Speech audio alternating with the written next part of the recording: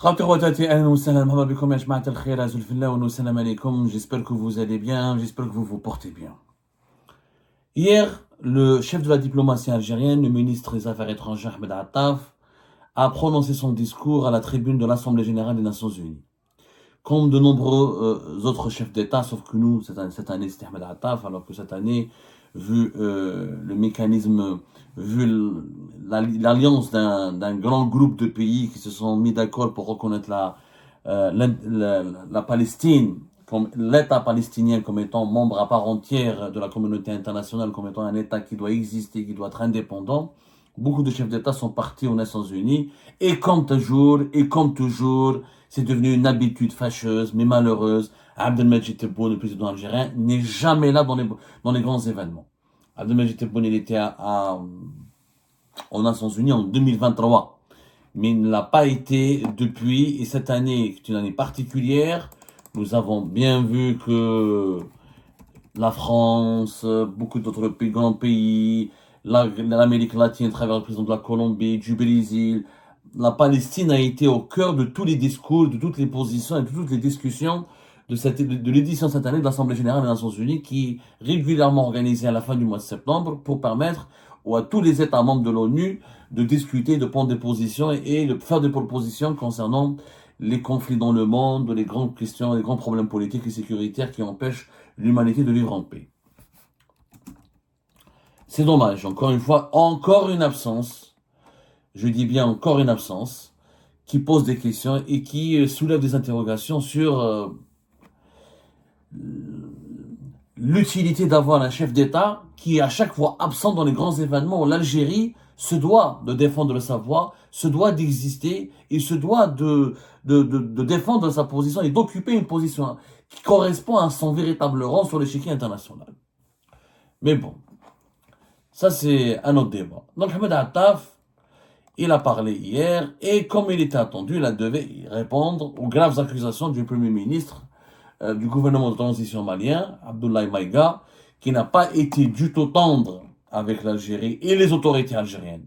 Je précise, il n'a pas été tendre avec les autorités algériennes. Il a bombardé les dirigeants algériens. À aucun moment, il faut rendre à César ce qui appartient à César. Il faut être honnête. Les dirigeants maliens, le gouvernement, le premier ministre malien Abdoulaye Maïga n'a jamais insulté le peuple algérien.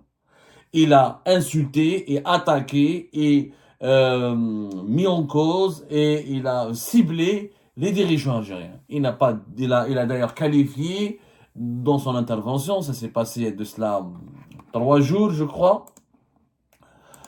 Il a qualifié Ahmed Attaf d'énergumène. Oui, c'était le 26 septembre dernier. Nous en avons parlé dans une émission le 27 septembre dernier. Le Mali bombarde des dirigeants algériens. Tebboune se fait trop d'ennemis. On attendait, donc la réaction de l'Algérie était attendue. La réaction du chef de la diplomatie algérienne était attendue. Et la réaction du chef de la diplomatie algérienne était d'une violence encore plus grave et plus inouïe que la violence du temps employé par le Premier ministre malien. Alors, Ahmed Attaf, il a qualifié le Premier ministre malien de soudard. Le Premier ministre malien qualifie le ministre des Affaires étrangères algérien d'énergumène. Et Ahmed Attaf qualifie Abdoulaye Maïga de soudard. Alors, voilà ce qui a été dit par... je vous donne quelques extraits. Je voulais vous montrer la vidéo, mais c'est tellement bas. C'est tellement... L'Algérie, Adine Rab, l'Algérie se fait insulter par son propre voisin aux Nations Unies et elle est réduite à répondre aux insultes par l'insulte. L'Algérie, on se donne en spectacle. Le Mali avec lequel on a eu toujours une bonne entente, avec lequel on a eu toujours d'excellentes relations de voisinage. Avec le régime Tebboune, l'Algérie a été rabaissée, a été réduite à répondre aux insultes par l'insulte et à se faire insulter et à s'entraîner dans des polémiques d'insultes devant le monde entier. L'Assemblée générale des Nations unies, c'est quand même tous les États du monde qui composent les Nations unies envoient leurs représentants. On parle de plus de 190 pays membres de l'ONU. Donc il y avait tous les membres de l'ONU, le monde entier a vu 193 États, plus exactement. 193 États. Donc, devant les représentants et les chefs d'État, ou les premiers ministres, ou les chefs des diplômes, ou les ministres des Affaires étrangères de 193 États, l'Algérie se donne un spectacle en se disputant directement ou avec son voisin direct. Si on avait un problème avec un autre pays, avec Israël, ou à cause de l'occupation de la Palestine, ou là, si on avait un problème avec une monarchie du Golfe, ou là, un pays de l'Amérique latine, un pays lointain, avec ça peut se comprendre. Ça peut pas se comprendre, mais ça peut se comprendre. Mais un voisin direct avec lequel nous partageons presque 1400 km et des relations historiques. Les faits, d'abord le commentaire ensuite. Ahmed Attaf, voilà comment il a répondu au Premier ministre malien. Pour la deuxième année consécutive, un putschiste du Mali a osé depuis cette tribune attaquer l'Algérie. Les sommets de la bassesse, de la vulgarité et de la grossièreté atteints par ce faux poète, mes vrais putschistes, ne sont rien d'autre que logorés de Soudar. Un Soudar, c'est un soldat mercenaire qui n'a ni honneur ni dignité. Voilà le Soudar. Vulgarité, grossièreté, sommet de la bassesse. Ces bavardages sont bavardages de caniveau. Ne méritent que mépris et n'inspirent que dégoût. Voilà ce qu'il a répondu. Ahmed Attaf, qui était visiblement très blessé et très remonté, puisqu'il était allé, il a utilisé tous les mots les plus forts pour s'attaquer à Abdoulaye Maïga. Ça veut dire que franchement, que la crise malienne, ou la crise avec le Mali, déstabilise vraiment les dirigeants algériens, et qu'Ahmed Attaf a été vraiment déstabilisé. Le putschiste malien, il a donc, Ahmed Attaf qualifié le premier ministre malien de putschiste malien. Il le qualifie de soldat grossier, les autres dirigeants et les autres dirigeants maliens ne sont pas en reste parce qu'il est qualifié de ses semblables. Donc tous les dirigeants maliens, c'est des soldats grossiers. Il a appelé les dirigeants maliens à exceller dans d'autres arts plus honorables, plus nobles et plus bénéfiques pour le Mali, au lieu d'exceller dans l'art de blâmer les autres pour leurs échecs. Ahmed Attaf a aussi affirmé que la junte malienne excelle dans l'art de s'efforcer de restaurer la sécurité et la stabilité dans son pays. Au lieu de, voilà, il a dit qu'au lieu d'exceller dans l'art de restaurer la sécurité et la stabilité dans son pays, l'art d'œuvrer à l'amélioration du niveau de vie de la population et enfin surtout l'art de doter le Mali d'un gouvernement digne de sa riche histoire. Un gouvernement qui excelle par son efficacité, un gouvernement empreint d'intégrité qui se distingue par son honnêteté et sa loyauté. Bon, le chef de la diplomatie algérienne a dit que voilà, il voulait dire que les putschistes maliens n'ont pas excellé à réussir dans cette tâche. La République du Mali mérite mieux que tous ces putschistes. L'Algérie est consciente et pleinement consciente que cette nation sœur ne peut être réduite à un clic qui ne voit d'avenir pour son pays qu'à travers le prisme de son attachement au pouvoir et de sa domination sur son peuple.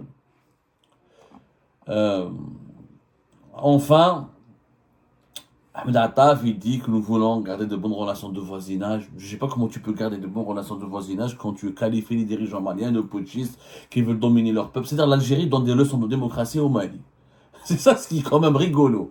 À la fin, je ne sais pas si Ahmed Attaf, est-ce qu'il est conscient de l'impact de ses propos. L'Algérie elle-même, qui a placé en détention une candidate à la candidature aux élections présidentielles, Saïda Narza, elle qualifie les Maliens de putschistes. C'est que nous sommes une grande démocratie.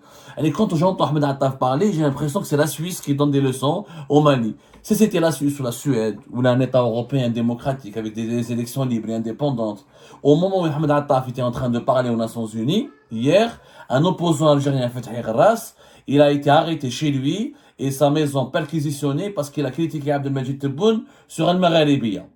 Et au même moment, Ahmed Attaf, le chef de la diplomatie, il demande aux Maliens, ou là il demande aux dirigeants maliens de respecter la démocratie et de respecter les droits de l'homme et l'alternance au pouvoir, etc. Et à la fin, il dit nous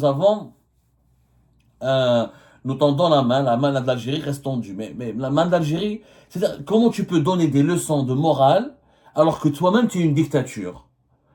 Les élections présidentielles en Algérie, on se rappelle, Tebboune est arrivé en décembre 2019, il y avait des millions d'Algériens dans les rues. La Kabylie, elle n'a pas voté, elle a brûlé en Kabylie, les bureaux de vote ont été brûlés. Est-ce qu'Abdelmajid Tebboune est forcément plus légitime que Assimi Goïta? Et au nom de quoi le régime Tebboune va dire que toi, Assimi Goïta n'est pas légitime? À la fin, je comprends qu'Ahmed Attaf a été bousculé par les attaques du Mali et les attaques des dirigeants maliens. Je le comprends. Mais je pense qu'il a bien cherché, puisque c'est lui qui les a provoqués au départ, et qui a affirmé que le gouvernement malien est un gouvernement de menteurs, est un gouvernement de fake news, qui n'ont pas déposé plainte à la Cour internationale de justice, et que tout ça n'est que fake news et mensonges. Donc c'est lui qui les a bien provoqués. Quand tu accuses un gouvernement d'un pays souverain, et qui plus est, un pays voisin, d'être un gouvernement de menteurs, et de mentir, et de diffuser des fake news, c'est clair que ce gouvernement-là va riposter. Je ne dis pas que Abdoulaye Maïga a eu raison de dire ce qu'il a dit. Abdoulaye Maïga a été très violent dans ses propos. A été vraiment très violent dans ses propos. Et maintenant, il faut comprendre les raisons. Parce que après le discours de Ahmed Attaf, le gouvernement malien, il a fait une mise au point. On va la lire. C'est une mise au point très intéressante. Très intéressante. Parce que le Mali, à la fin, il dit qu'est-ce qu'il reproche au régime algérien. Il le dit. 2 points, l'ingérence de l'Algérie dans les affaires internes du Mali, le fait que l'Algérie protège et empêche l'armée malienne de conquérir tout le nord du Mali. La preuve, c'est le drone qui a été abattu malien, que le Mali accuse l'armée algérienne de l'avoir abattu sur le sol malien. Les griefs retenus par les autorités maliennes contre les autorités algériennes sont clairs, nets et précises.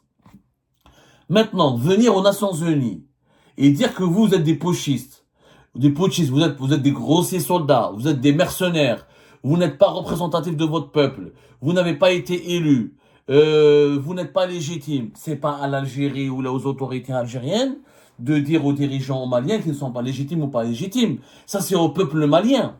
C'est une affaire intermalienne. Est-ce que des Maliens sont sortis est-ce qu'il y a des millions de Maliens qui sont sortis dans les rues contre Assimi Goïta, comme il y a eu des millions de Maliens, comme il y a eu des millions d'Algériens qui sont sortis dans le Hirak en Algérie? Je n'ai pas vu. J'ai vu quelques opposants maliens qui sont sortis, mais ils n'ont pas mobilisé des millions de personnes derrière eux. Quand l'Algérie accueille Mahmoud Dekou, un imam salafiste, opposition très controversée sur le terrorisme, est-ce que Mahmoud Dekou, est-ce que l'Algérie voudrait que Mahmoud Dekou soit le président à la place d'Assimi Goïta? Qui doit juger de la légitimité des dirigeants maliens? Qui doit juger de leur crédibilité? Qui doit juger de la représentativité réelle du gouvernement malien ou des dirigeants maliens? C'est les autorités, c'est la population malienne, c'est la société civile malienne, c'est la presse malienne, c'est les partis politiques maliens. Ce n'est pas à l'Algérie d'aller donner une leçon de démocratie, d'autant plus qu'elle est mal placée. Qui va le jour même, Mohamed Attaf parle de démocratie, de putsch, de droits de l'homme, de liberté et de légitimité des institutions, etc. et de missions honorables et nobles et bénéfiques pour le Mali et d'amélioration du niveau de vie, de sécurité, de stabilité. Au même moment, il y a un opposant algérien qui est arrêté parce qu'il a critiqué Tebboune. Donc, est-ce que Tebboune est plus légitime qu'Assimi Goïta? On pourrait poser sérieusement la question. Bon, soyons sérieux, soyons honnêtes. L'Algérie n'a aucune leçon à donner au Mali. Elle n'est pas une démocratie exemplaire. Et la prise de pouvoir et les organisations des élections présidentielles de 2019 et 2024 ne sont pas très éloignées des conditions d'un putsch. Il y a des putschs militaires, il y a des putschs politiques contre la volonté du peuple. 2019, c'était un putsch. Le peuple ne voulait pas de cette élection. Il n'y avait aucun représentant de l'opposition algérienne. Il n'y avait aucun candidat libre et indépendant. Il n'y avait que des candidats triés sur le volet par le régime. La même chose pour les élections de septembre 2024, qui étaient anticipées. Donc, on ne peut pas venir aux Nations Unies faire la leçon de morale à son voisin alors que nous-mêmes on est exemplaires. Maintenant, est-ce que Ahmed Attaf devait répondre par l'insulte à l'insulte? On va dire, beaucoup d'Algériens me disent, mais Abdou, arrête d'être, sois objectif, les dirigeants maliens ont insulté l'Algérie, ont insulté les dirigeants algériens. Oui, c'est vrai. Fallait-il répondre par l'insulte? Bien sûr que non. Et le vrai débat n'est pas qui a commencé le premier, n'est pas qui a insulté le premier.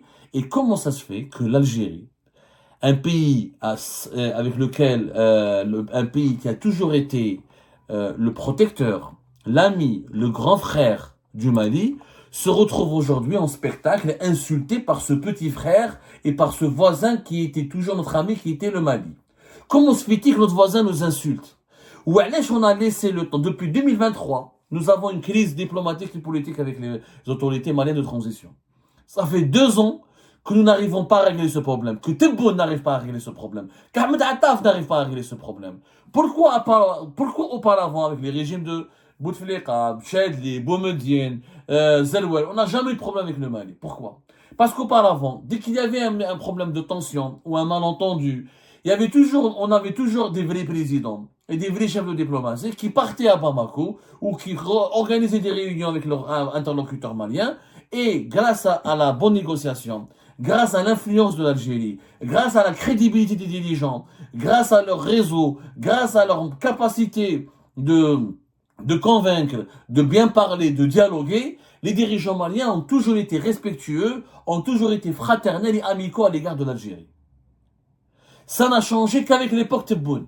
Jamais un pays, un voisin nous a insultés, ou jamais on a répondu à l'insulte de ce pays voisin, et jamais on s'est brouillé avec nos voisins qu'à l'époque Tebboune. Il faut qu'on se pose des questions quand même. Pourquoi avec Bouteflika on n'a jamais eu de problème? À l'exception du Maroc, et même les relations avec le Maroc, c'était les problèmes avec le Maroc, c'était gérable. Il n'y avait pas de rupture des relations diplomatiques, il n'y avait pas autant de haine, il n'y avait pas de fermeture de l'espace aérien, il n'y avait pas il n'y avait pas ce climat de guerre. On a un climat de guerre avec le Maroc, on a un climat de guerre avec le Mali. Il y a même les Maliens, même le Mali, il se plaint du régime Tebboune. C'est qu'il y a un problème. Pourtant, les relations historiques entre le Mali et l'Algérie sont excellentes. Quand le Mali rappelle qu'il a soutenu l'indépendance de l'Algérie, c'est complètement vrai. On va pas l'oublier quand même. On va pas l'oublier. Les relations historiques sont ça. Nous avons des relations diplomatiques avec le Mali depuis 1963. Le premier accord relatif au bornage de la frontière entre les deux pays a été signé le 8 mai 1983. C'est bon, comme toute la liste, le combat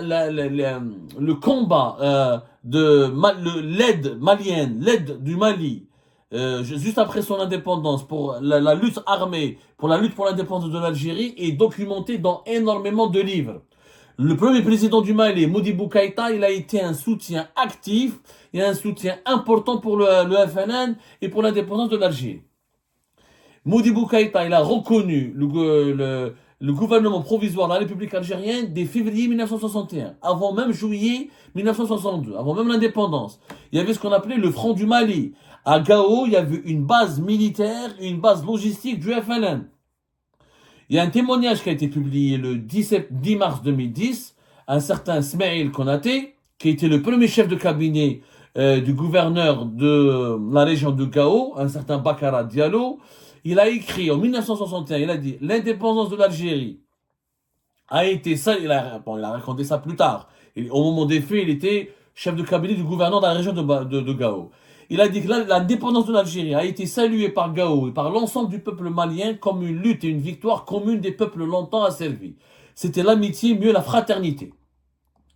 Nous avons un nombre, ça a toujours été, le Mali a toujours été le grand ami de l'Algérie. Comment se fait-il que ce grand voisin et ce grand ami est devenu aujourd'hui notre ennemi? Comment se fait-il? Il faut qu'on se pose des questions.